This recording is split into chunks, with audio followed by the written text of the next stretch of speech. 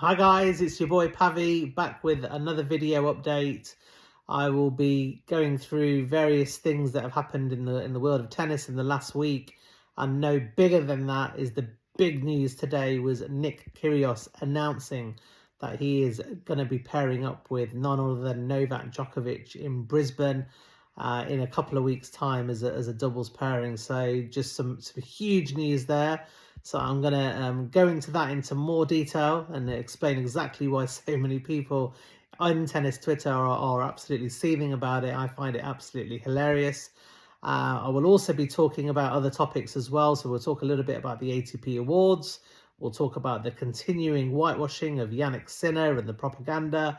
And we'll just talk a little bit about kind of tennis Twitter and how I feel that a lot of the people that are tennis fans are from a middle and upper class background, and where I think that is why a lot of them think that they have the ability to preach, and sanctimonious is the word that that I love to use, but they believe they're morally superior, and they believe that only their view matters, and anyone else that disagrees with them are called every name under the sun and are vilified and all sorts, as my friend Chris Hazek Wyatt found out when he gave an opinion about Igor Swiatek that he didn't probably didn't expect the kind of response he got, but he was targeted with a lot of abuse, and this is kind of what happens in tennis at the moment. Is if you don't agree with what is perceived to be the right side, then you are vilified. So that is basically what I'm going to be trying to talk about today. Hopefully I'm not going to take up too much of your time, but I'm now also on YouTube. So if you can do the honor of giving me a subscribe and like and comment and do whatever you want on PavVG, PAVVG. So that's just another platform that I'll be putting these on, and I'll be doing some other stuff on YouTube next year, some exciting stuff. So that is the reason why I've started to upload stuff on there as well.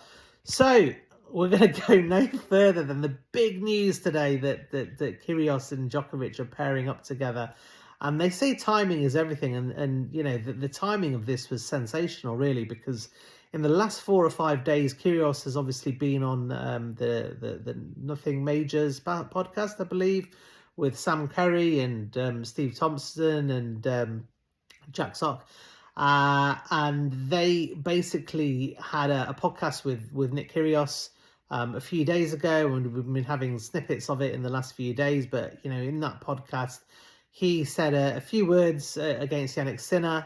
He said that he was looking forward. He really wanted to play him at the Australian Open, and he wanted to beat him because, of what he's done. And he's going to get the crowd behind him, create a riot kind of atmosphere. He's sick and tired of Yannick Sinner acting the victim and everyone promoting him. So, all he said was pretty much what is the case, really. I've been saying that as well, but I've been getting the same level of hate. But Nick, being a much bigger profile than me, will attract a lot more hate. So that's been taking up the headlines in the last few days. So everyone's, all the usual suspects are turning on against Nick Kyrgios and making him out that he's, some sort of murderer or psychopath just for speaking his views. And then today he announces that he's pairing up with Novak Djokovic, which is brilliant. And I think that, that timing of it was couldn't really have been better, really, because, Nick's a great, entertaining guy. He knows how to deflect attention on and off. He's an astute guy, and I think that was the perfect timing just to really shut those people up that were trying to have a go at him just for saying a few comments. So I'm not surprised. I know that Novak Djokovic and Nick Kyrgios have got a really close friendship now ever since Australia 2022, and people will go, oh yeah, but he said all these things to Novak and in 2019, and he kind of had a go at him, and he did, and Nick Kyrgios has openly said, 2019, 2020, he struggled a lot with his mental health, and he had anxiety, he had depression. I think he even spoke about taking his own life at one of the tournaments. So he was in a really, really dark and deep place, and he said and done things that he regrets. But he's moved on from that. He was young then. He was, he had a lot of attention, a lot of money coming in at a young age, and a lot of people do go off the rails. But the true testament of those people is, are they able to then rebuild and become better people? And I think that's what Nick Kyrgios has done. So I have absolutely no issue with the fact that, yes, he had an issue with Djokovic a few years ago when Djokovic needed him the most, which was in Australia 2022, when you'll remember nearly every single tennis player either ignored him or didn't stand up for him. And, you had Nadal famously kind of speak against him and saying, well, why do, actions have consequences, rules are rules, take the vaccine. You had little snibes from Alex de Minaur and, other players just having a little pop at him. It was almost like a, free-for-all for Djokovic, and he was shocked as well that no one really stood up for him. The last person on the whole tour that he would have expected to stand up for was Nick Kyrgios. And that's what makes it the most kind of impactful, if you like, because there's two reasons. Nick Kyrgios was Australian, and the Australian media, very much like the Western media or woke media, they were pushing the vaccine like anyone's business. They were the most locked down. What was it? Melbourne was the most locked down city in the entire world. You had establishment clowns like Dan Andrews, who was running Victoria, and all of the media were like, yep, get vaccinated, and anyone who kind of speaks against it, they're gonna turn on. So Nick actually faced the brunt of the media. So at this point, the media were on his side, but as soon as he said, no, what you're doing, this is Djokovic, he's a human being, he's done so much for Australia, let him play, it's his choice. He does, if he doesn't want to take the vaccine, don't let him take the vaccine. And he was pushing, so much, on podcasts, on media, on interviews. And Djokovic was like, this guy is doing all this. The fact that he's Australian, the fact that, I thought he hated me. And he's probably the last guy that I thought would support me. And that's why it meant so much to Djokovic. Djokovic, I don't think people understand how much Australia impacted not just Djokovic, but his whole family. This is a guy who's been through a war, and he stated that Australia 2022 was the most scariest time of his life. Now, someone who's been through a war where you've got bombs, hitting where you're living and sleeping, he actually put what happened to him in Australia the most scariest, because he had no control and he had no support. In the war, at least he had his family with him. He had other people that were going through the same thing. He was locked in a room. He didn't know what they were doing. All these things were happening. They were talking about arresting him or deporting him, which they eventually did. Court cases. All Novak Djokovic did was go there to play tennis. It was horrific time for Novak, and seeing his peers turn against him, the media frenzy. The amount of strain that he was put under, the amount of strain that Yelena was put under, his parents, his kids. And Nick Kyrgios was the only guy that stood up. So, that kind of stemmed a true friendship between Nick and Novak, and they became very, very good friends from then. So nearly 3 years now. So when people say, oh, they're not even friends, this is all, this isn't a show, this isn't a manifested friendship. They were genuine friendships. I was at Wimbledon most of the matches that Djokovic played in the summer, and I saw him and Nick kind of spend a lot of time together. Nick was with the family, and I think Novak has embraced him and said, look, man, you had my back when I needed it the most. And that means a lot to Djokovic. These are people that have got morals and principles, and people might not like Nick because he's brash, he likes to drink, he's a bit of a party animal, we know that, he says what he thinks, but inside he's got good morals. He's a religious guy, he's guided by his faith, so is Novak. Principles and morals matter so much more to them than money and doing what the establishment want them to say or do. And that's why they're so unique. And that's why I'm not surprised that they get on. Because in tennis, I kind of alluded to it a little bit in my tweets, it's typically your middle class and upper class sports. And a lot of the people in there think that they have the right to preach and that they're the ones that are right and everyone else is wrong.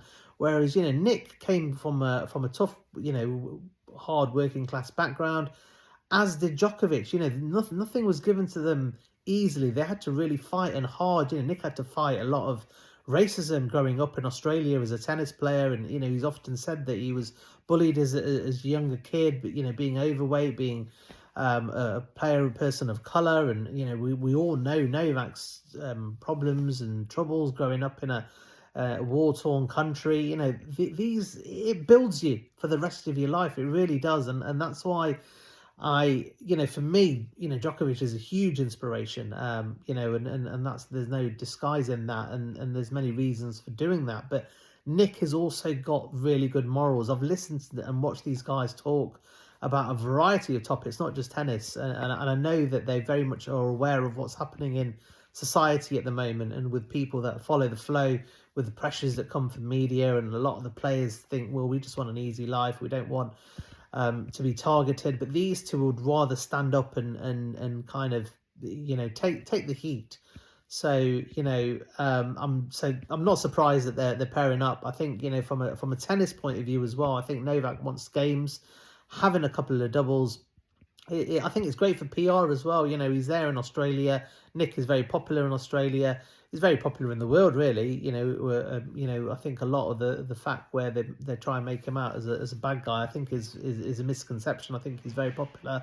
You only have to look at his social media figures. He's top 5, top 5 active on Instagram and in Twitter as well, in now called X, obviously. So he's obviously popular. He knows how to bring the entertainment. So I think it's a great ploy. I think Djokovic gets a couple of games. He's a bit rusty.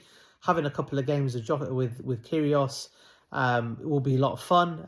It will embrace the Australian fans. I think the fans are in for a treat. Imagine watching Djokovic and Kyrgios. It's just unbelievable, especially with all the history that they've had. Playing together as a team, I think it's going to be great fun, and I think it will help Djokovic sharpen up, and Nick as well. Obviously, remembering Nick is coming back after a long layoff. Djokovic has been off for a few months now competitively, so this doubles makes sense for both of them to get a couple of extra games in. Doesn't really matter how they do. Doesn't really matter how they do really for Brisbane. Brisbane's really just a stepping stone to get them both ready for the Australian Open. So I think that's a brilliant move. But I have to talk about the meltdowns. The usual suspects come out. Oh, this is why Djokovic isn't loved. And obviously they want Djokovic to say, oh, Nick's a bad guy because he's speaking against Yannick Sinner and he said this and that and he's not a good guy. Why is he associating himself? What they don't realise is that Djokovic doesn't give a fuck about what people think. And they still don't realise that after 20 years. He's very much his own man. In fact, if you say something to Djokovic to do something, he's probably more likely to do the opposite just to prove a point. He's not going to be swayed by what's the right thing to do or what's not right thing to do.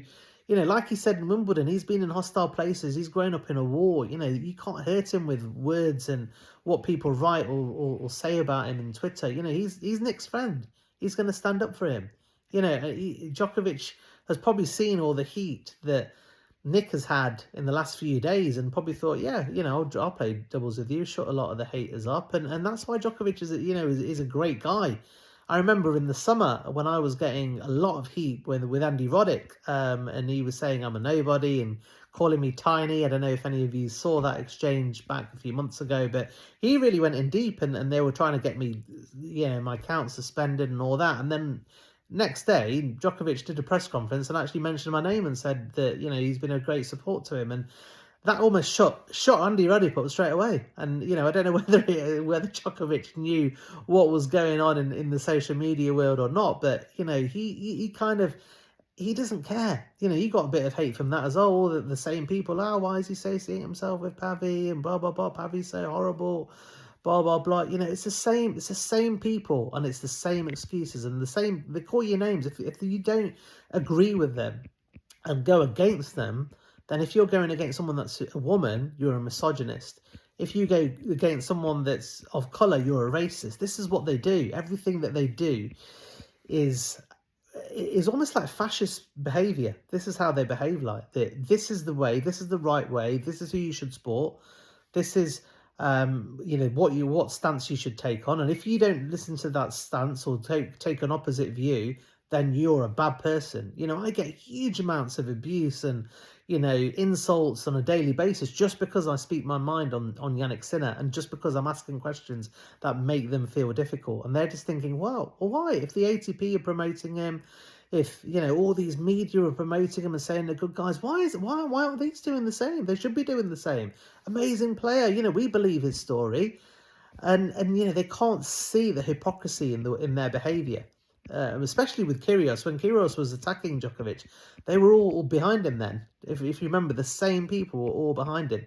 So it's all very, very hypocritical. They're gutted that Sinner and Swiatek have both been caught, failing drug tests, essentially. They are not innocent parties here. They're guilty parties. And they would have loved if that was Djokovic and Kyrgios. And they would have absolutely hammered him.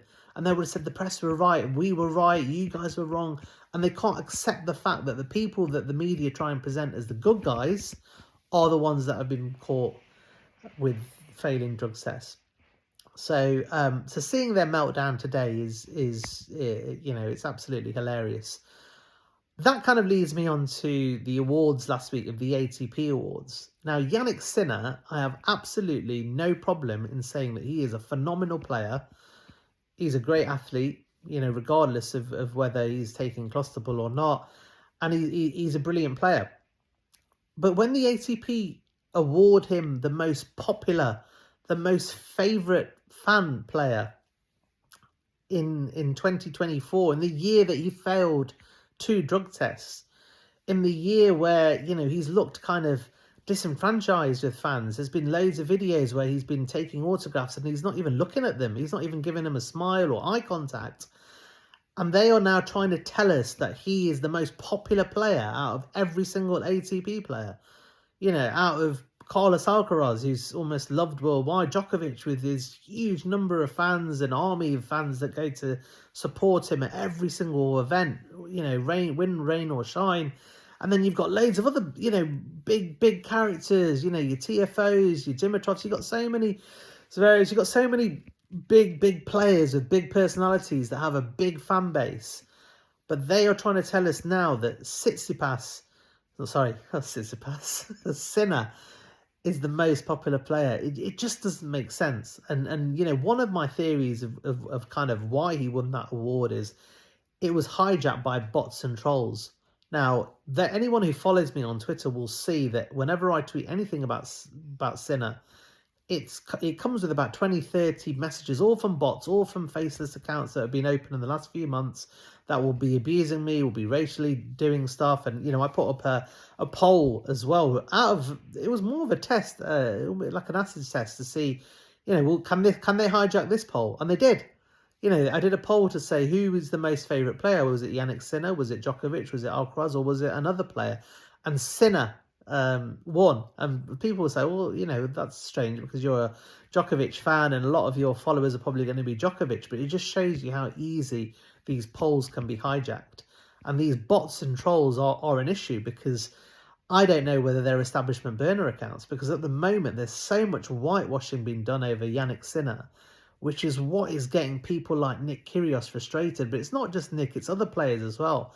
Yeah, Nick is taking the heat off a lot of players here because a lot of players feel the same here. It's like, what is going on? Yannick Sinner has got a new PR person that is pushing Yannick Sinner, because you can tell from the tweets that this isn't Yannick Sinner. Half of the stuff that is clearly an admin PR person that's pushing these forward.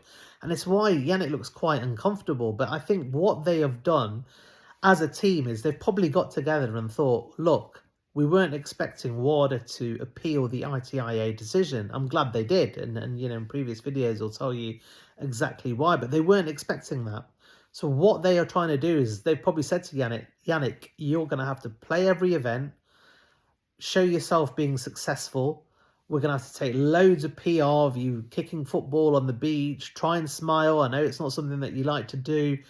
But we're going to have to really promote you, and we need your, the ATP, can you help, and kind of, let's just get all this horribleness of the drug tests out of the way so people forget about it and say, oh, what a lovely guy he is. And they're almost trying to make him too big for WADA, for the CAS to say, we're going to suspend you, because they'll be like, what, you're going to suspend Yannick Sinner, this most successful guy? He's, the pride and joy of Italy. He's He's funny, he's humble, he's kind, and all of that kind of marketing, and it's all a form of propaganda. And they don't like it when, if I call it out and say, look, this is bullshit. We've got to look at the facts here. He failed 2 drug tests, and they'll say, oh yeah, but he's had 3 hearings. All of these hearings were instigated by the ITIA. They were all paid for by the ITIA. So these are the experts that the ITIA got. And the ITIA, as I've mentioned before, is fully funded by tennis. So if people can't see the conflict of interest, when a lot of the people that are funding tennis are also Yannick Sinner's sponsors, Rolex, Nike, all these people that push money into tennis are Yannick Sinner's key sponsors. And if you can't see the conflict of interest there, then you are brainwashed. You can't see it. Now, if WADA had looked at that report and didn't appeal it, which they've never done before on an ITI decision, then they could say, okay, fine, ITA have had a look at it, but WADA have had a look at it. But WADA have had a look at it and have said, we don't agree with the ITI decision. Now, and then a few days ago, the way they twist things, the WADA director said that, there's no, we can't go on the fact that they said there's a possibility that it was contaminated. That's what they said. And that's been translated to, oh, he said it's not intentional dancing. They said he's not a doper, he's not a doper. No, he didn't say that. He said from the information that we've provided, if we go on what Yannick Sinner and his team have said, because there's no other independent verification, it's just Yannick Sinner and his team, who he's called brothers and very, very tight, then we have to say that, yes, we have to go with this story that it was contaminated. But if we're going to go with that story, then they've said that we believe negligence has occurred, which we are now going to be still pushing for up to a 2-year ban. So they've said, yeah, we think there's issues, there's a 1 to 2 year ban. So, my whole premise, I've never said that Sinner intentionally dotes, because we don't have the evidence to say that he does, but there's no independent verification to say that he didn't. We don't know. All the proof is just coming solely from his team. But what we can say is, and anyone who's read that report will say there was a number of negligent things that happened. But going back to Nick Kyrgios, going back to why they don't like him, he's calling this out, saying, how can you whitewash this? Why are they the victims? Why are you saying Sinner is a victim? He's failed 2 drug tests. He's had WADA, who's the #1 premier drug agency in the entire world, have basically stated that they disagree with the ITIA exonerating him. And this is why it's going to the CAS. So that's what, these fans don't understand. And what they try and do is they try and intimidate you. They try and call you names. And they try and make you out a bad person because you're not following the propaganda. And a lot of them are brainwashed, but a lot of them are there doing this to just protect Yannick Sinner. And they will think, well, no, he's too nice. Andy Roddick's like, well, yeah, but it's only a little bit. He keeps saying he must be a really bad doper if it was. It doesn't matter. We've had other WADA directors that say that clostebol can act as a masking agent. So it's sometimes used, it could be at an end of a cycle. There's microdosing. At the end of the day, there shouldn't be any banned substance in your system. And if there is, you must face consequences. And actions have consequences, as we've been told. And rules are rules. Unless you're the establishment, which is obviously one of my favourite tweets. But there you go. So this is the reason why Nick is currently public enemy #1. I'm probably public enemy 1 from a tennis fan point of view, or a blogger, or whatever you want to call me. But what they don't realise is people like Nick and me, we are brought up with morals and integrity, and that's more important to us than money, than getting intimidated. People don't know.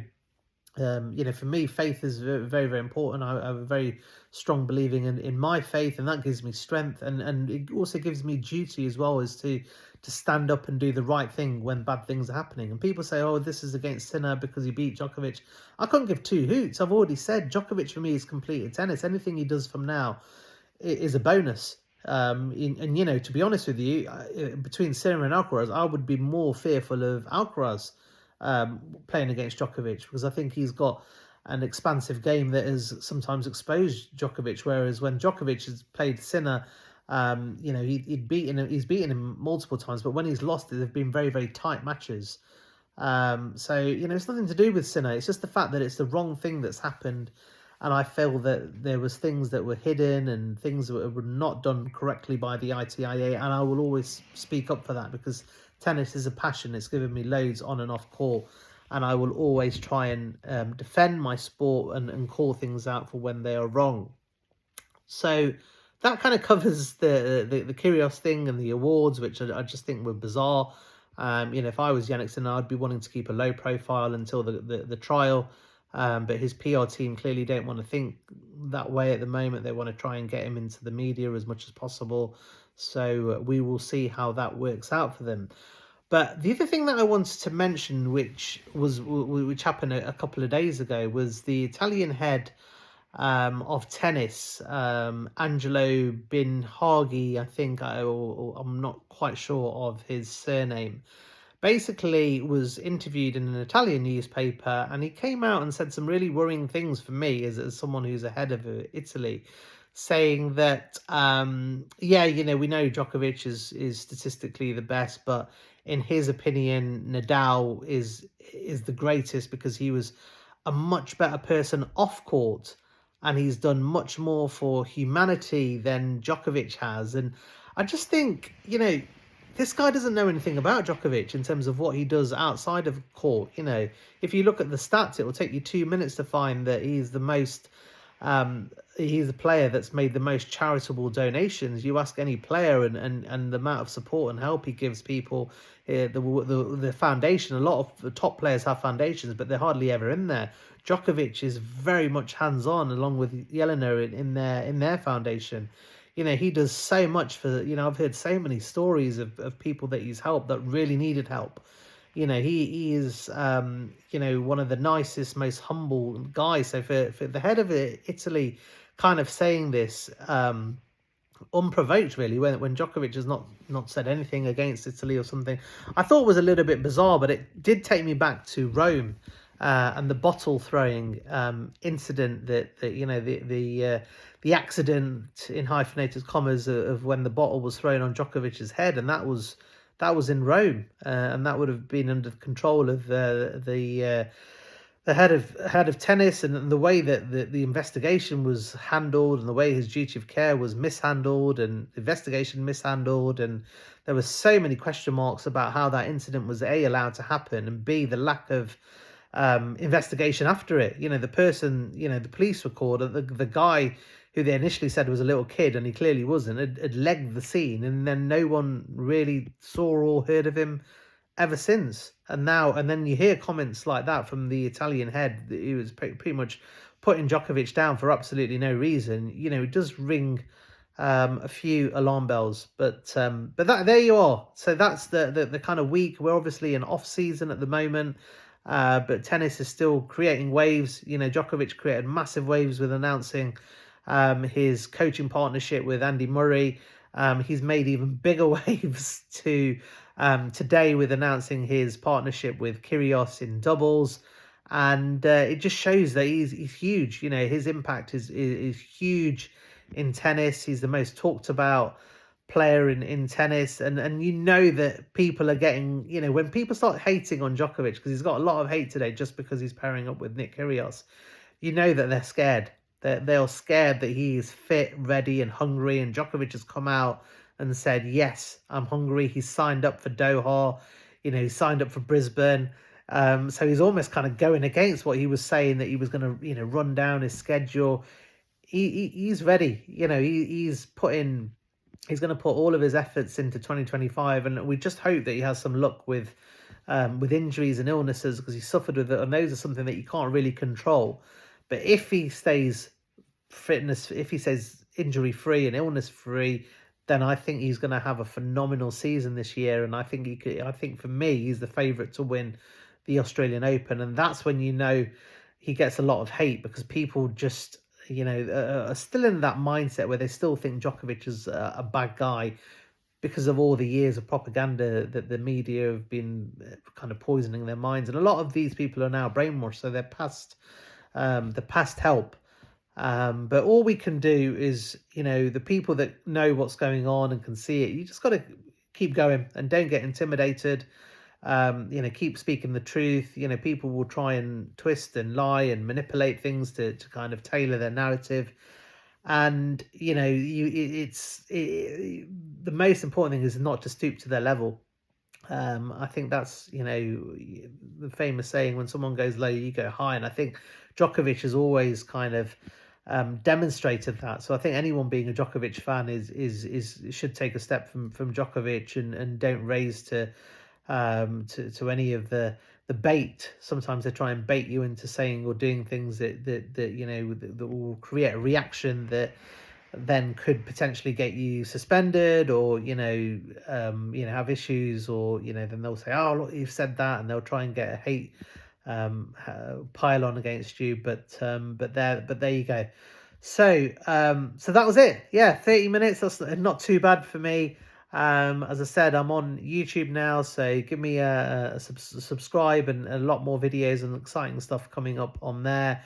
And yeah, we're into the running before Christmas, not far now. I might try and do a video before Christmas, but if I don't, then everyone who's celebrating it, wishing you all an amazing Christmas with all your family, friends and loved ones. And those who aren't celebrating it, then obviously those celebrating New Year, wishing you Happy New Year and happy holidays. I think most people in the world are having holidays regardless, so enjoy your time off with your family. And yeah, enjoy the fact that I think 2025 is going to be absolutely phenomenal. We've got Djokovic back, we've got Kyrgios back. We've got the Sinner case kind of that's gonna cause a lot of ripples in tennis. I think when the verdict comes out, in February, March time, there's a lot of things that are going to happen in tennis next year. It'll be interesting to see how how Alcaraz goes. He's already said that he wants to win the Australian Open. He's confident. On the women's side, you've got to see how Swiatek goes. She's obviously under a lot of scrutiny. We've still got a few days to see if WADA are going to appeal the ITIA decision. You've got the PTPA that are now pushing with various stuff. Today they put out an email saying that they're taking legal advice on kind of how tennis is being run at the moment. So they're applying the pressure. So it's going to be an interesting, season next year, and the fact that it's just a couple of weeks away makes me super excited, because we all love tennis, and it's much better talking about tennis on court than off court. But today was brilliant news. Huge respect to Nick Kyrgios and Djokovic as ever.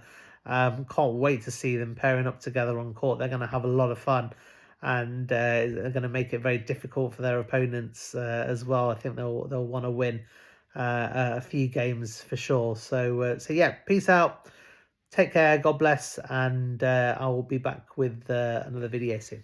Okay, bye.